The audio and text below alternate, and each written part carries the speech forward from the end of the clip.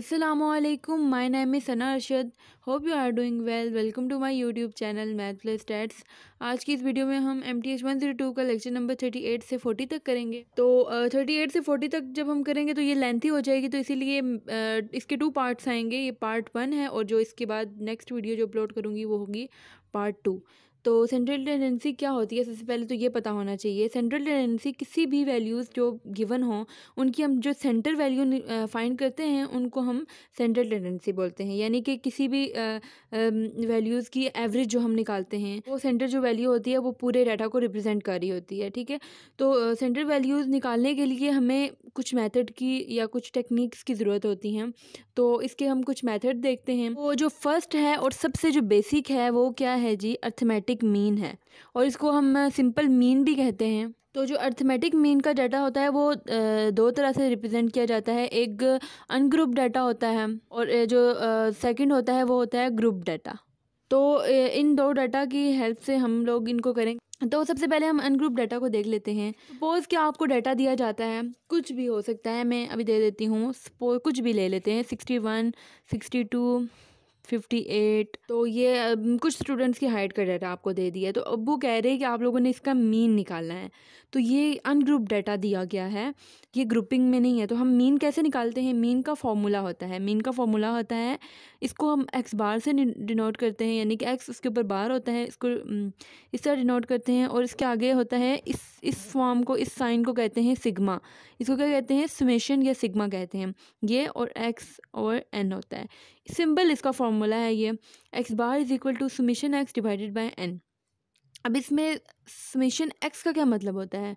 Summation x का मतलब होता है कि तमाम एक्स की जो वैल्यू, यानी जो वैल्यूज़ आपको दी हैं उनको आपने क्या करना है? सम करना है। समेशन का मतलब इनको सम करना है। को एन मतलब कि इसको डिवाइड किस पे करना है आपने? इनको नंबर ऑफ़ ऑब्जर्वेशंस पे, यानी कि जितनी ऑब्जर्वेशन होंगी उनको काउंट करके हमने करना है। अब इसका हम देख लेते हैं। तो हमने सब इसको हम इस तरह भी लिखते हैं कि x1 plus x2 plus x3 and so on xn तक जाएगा, डिवाइडेड बाय नीचे n, यानी कि x की तमाम वैल्यूज़ को हमने सम करना है। तो यहाँ पे ये, तो इनको हम सम कर लेते हैं। तो यहाँ पे लिखते हैं 61 प्लस, अब ये जो है ना ये हमारा x है। ओके, ये हमारा x है। तो अब हमने x की वैल्यूज़ को सम करना है। तो 61, 62, 58, 60 ये आ गई। अब इनको हमने डिवाइड किससे करना है? अब हम n है, n मतलब कि नंबर ऑफ ऑब्जर्वेशंस काउंट करेंगे। 1 2 3 4 5 है हमारी, तो हम यहाँ पे 5 लिख लेंगे। अब इनको जब हम सम करेंगे तो सम करने के बाद आया ये 300 डिवाइडेड बाय 5, जो कि बना हमारा 60। तो इसका आंसर 60 आ गया। तो अब हम इसको किसके साथ कर लेते हैं? ग्रुप डाटा के साथ। यानी कि अगर ग्रुप में हमें डाटा दिया जाए तो तब हम कैसे करेंगे? उसका फॉर्मूला होता है X bar is equal to summation F X divided by summation F. अब देखिए, अब जब भी किसी भी डाटा में आप लोगों को फ्रीक्वेंसी दे दी जाए, यानी कि एफ़ दे दिया जाए, तो आप समझ जाएं कि वो क्या है? ग्रुप डाटा है। तो हमें ग्रुप डाटा दिया गया है। सपोज़ कि हमें क्लासेस दी गई हैं, क्लास के स्टूडेंट्स का डाटा है। तो क्लास के स्टूडेंट्स का डाटा है, आपको ये दिया जाएगा 1 से 5 तक और 16 से 20 तक। ठीक, अब उसके बाद क्या होगा कि x, यहाँ पर x आपने खुद मालूम करना होगा, और f जो होगा वो दिया जाएगा आपको। तो f क्या दिया जाएगा? कुछ भी हो सकता है, 3 4 9 8, सपोज़ मैं ये ले लेती हूँ। अब आप लोगों ने x कैसे निकालना है? इसमें x नहीं दिया जाएगा। अब आपने x ऐसे निकालना है कि आपने x होता है मिड पॉइंट, तो आपने मिड पॉइंट निकालना होगा। यानी कि आपको जो क्लासेस दी जाएंगी उनको आपने ऐड करना है और डिवाइड करना है 2 पे। हम इसको कर लेते हैं, 1 प्लस 5 डिवाइडेड बाय ये x आएगा, डिवाइडेड बाय जब हम 2 करेंगे तो ये क्या आ जाएगा? 6 डिवाइडेड बाय 2, और ये आ जाएगा क्या? 3। क्या हमारा? अब यहाँ पे हम लिख लेते हैं 3। अब 6 में 10 को ऐड किया और 2 पे डिवाइड किया तो आया 8। इन दोनों को करके 2 पे डिवाइड किया तो 13, 16 और 20 को ऐड करके 2 पे डिवाइड किया तो आया 18। तो ये हमने इस तरीके से मिड पॉइंट निकालना है। अब हम अपने फॉर्मूला में देख लेते हैं हमें क्या चाहिए। एक्स बार इज इक्वल है समेशन एफ ऑफ एक्स। अब एफ ऑफ एक्स यानी एफ और एक्स को हमने क्या करना है? मल्टीप्लाई कर लेना है। तो हम क्या करेंगे? एफ और एक्स को यहाँ मल्टीप्लाई कर लेंगे। 3 को 3 से मल्टीप्लाई कर लेंगे, 9 आ जाएगा। 8 को 4 से करेंगे 32, 13 को 9 से कर लेंगे तो 117 और 18 और 8 को जब हम करेंगे तो 144 आ जाएगा। जब हम इसका टोटल सम करेंगे यानी कि इन सब को जब हम ऐड कर लेंगे तो एंड में हमारा आएगा 304। और जब हमने एफ़ को ऐड किया तो यहाँ पर क्या आ गया हमारा, एफ़ की वैल्यूज़ 3 4 9 8 को ऐड किया तो 24 आ गया। अब हमने क्या करना है कि इन वैल्यूज़ को अपने फॉर्मूला में पुट कर लेना है। अब समेशन एफ ऑफ एक्स क्या है, एफ ऑफ एक्स की वैल्यूज़ को हमने सम करके क्या आया 304, यहाँ लिख लेंगे 304 डिवाइडेड बाय समेशन एफ़, यानी कि एफ़ की जितनी भी वैल्यू हैं उनको हमने ऐड करना है और उसका जो होगा सम आ जाएगा तो वो हमने लिख लेना है इधर। तो समेशन एफ़ जब हमने किया तो 24 आ गया, तो यहाँ पे हमने लिख लेना है 24। जब हमने इनको फर्दर सोल्व किया तो ये आ गया 12.58 हमारा आंसर आ गया। तो इस तरीके से हम क्या करते हैं, किसी भी ग्रुप डाटा का मीन निकाल लेते होते हैं। अब जो सेंट्रल टेंडेंसी का हमारा सेकंड टॉपिक है वो है ज्योमेट्रिक मीन। तो ज्योमेट्रिक मीन में हमारा दो तरह का डाटा होता है, एक ग्रुप डाटा और एक अनग्रुप डाटा। सबसे पहले हम इसको करते हैं अनग्रुप डाटा से। तो अनग्रुप डाटा से हम करते हैं ज्योमेट्रिक मीन यानी GM का फॉर्मूला होता है x1 प्लस मल्टीप्लाई बाय, यानी कि इसमें मल्टीप्लाई होता है x2 multiply by x3 multiply by x4 and so on. जितनी भी वैल्यूज़ आ जाए उनको हमने मल्टीप्लाई करना है xn तक, जितनी भी वैल्यू आ जाए। n मीन्स कुछ भी वैल्यू। इसमें क्या होता है, इसकी पावर में 1/n होता है, तो इसकी पावर में 1/n करना होता है हमने। अब सबसे पहले तो हम इसकी एग्जांपल कर लेते हैं। फॉर एग्जांपल, तो एग्जांपल आपको सपोज़ के दी जाती है कि x दिया गया है आपको 3 8 13 और 18 सपोज़। तो आप इसको कैसे सॉल्व करेंगे, इसमें क्या करते हैं, मीन में क्या करते हैं कि ऐड करते हैं, इसमें क्या करते हैं कि मल्टीप्लाई करते हैं। और मीन का एन नीचे होता है उसके, और जो ज्योमेट्रिक मीन होता है उसका यहाँ पे पावर में मीन हमने n होता है 1/n की फॉर्म में। तो हम ज्योमेट्रिक मीन निकालते हैं, GM is equal to 3 multiply by 8 multiply by 13 18।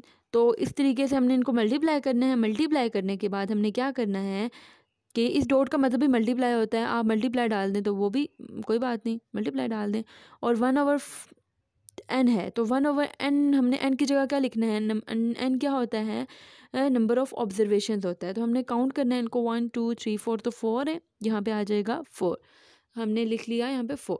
तो कुछ स्टूडेंट्स हैं उनको कन्फ्यूजन होती है इसको सॉल्व करने में, तो मैं इसको कैलकुलेटर से करके बता देती हूँ आप लोगों को। तो इसको कैसे करते हैं कि सबसे पहले 3 multiply by 8 multiply by 13 multiply by 18, ठीक, इस तरह कर लिया। अब हमने क्या करना है, इसका पावर में लेनी है इन चीज़ को। तो कैसे लेंगे, इसको ले लिया, तो अब फ्रैक्शन फॉर्म है तो यहाँ पे पावर में हम इसको दबाएंगे तो ये देखिए ये आ गया। अब ऊपर क्या है 1, तो 1 लिख लिया, नीचे हमने लिखना है 4, तो ये इस तरह हमने लिख लिया। अब हमने इसको सॉल्व करना है तो ये क्या आ जाएगा हमारा 8.65। अब 6 है तो ये राउंड ऑफ होके 7 आ जाएगा। तो इस तरीके से ये आपका आंसर आ जाएगा ज्योमेट्रिक मीन का अनग्रुप डाटा से।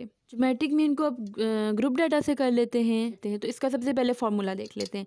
इसका फार्मूला होता है GM यानी geometric mean is equal to x1 power f, और यहाँ पर x2 तो f2, ठीक, इसके ऊपर 1, x3 तो f3 and so on, xn fn is 1/कैपिटल N।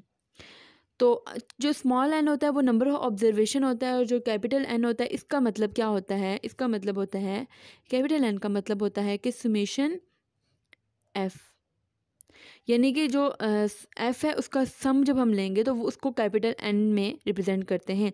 अब आपको कैसे पता चलेगा कि ग्रुप डाटा में है ये, तो ग्रुप डाटा में आपको क्लासेस दी जाएंगी और आपको फ्रीक्वेंसी दी गई होगी। तो वो इस तरह का डाटा जिसमें फ्रीक्वेंसी हो तो वो ग्रुप डाटा होता है। तो ग्रुप डाटा अब एक एग्जांपल कर लेते हैं। सपोज़ कि आपको क्लासेस दी गई हैं 1 से 5 एंड 16 से 20। उसके बाद फिर आप लोगों को दिया जाएगा f, तो f भी दिया होगा, f आपको दिया होगा। सपोज़ कि 2 दिया है, 2 दिया है, ये 1 है, ठीक है, 2 1 3 एंड 4, ये 1 है। तो इस तरह के हम डाटे को कैसे करेंगे। अब इसमें आपने सबसे पहले x निकालना है। तो x निकालने के लिए क्या करना होगा कि मिड पॉइंट का फॉर्मूला लगेगा, यानी कि क्लासेस को ऐड करना है और डिवाइड करना है 2 पे। तो ऐड करके हमने 2 पे डिवाइड कर दिया तो यहाँ पर आ गया 6, इनको किया तो आ गया 2, इन दोनों को ऐड करके डिवाइड किया तो 7 आ गया, और इन दोनों को जब ऐड किया और डिवाइड किया 2 पे तो 3 आ गया। तो अब हमने क्या करना है, नेक्स्ट टेबल जो हमने बनाना है वो हमने देखना है फॉर्मूले में।